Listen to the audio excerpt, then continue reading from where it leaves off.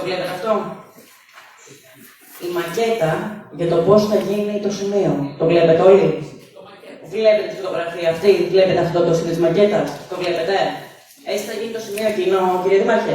Λοιπόν, ευτυχώς υπάρχει και το Google Lens.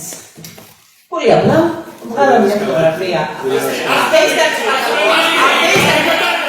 Εδώ πέρα βλέπουμε λοιπόν την περίφημη μακέτα του πώς θα γίνει το μπαζωμένο σημείο στο Παπακαλόπουλο.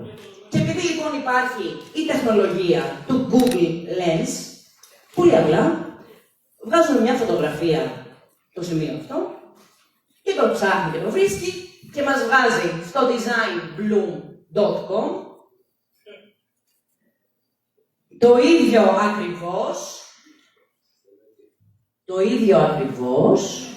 που είναι αυτό που κατασκεύασε η εταιρεία Ross Barney Architects στο Arkansas του USA. Πόσο δούλεμα θα πέσει επιτέλους εδώ πέρα μέσα.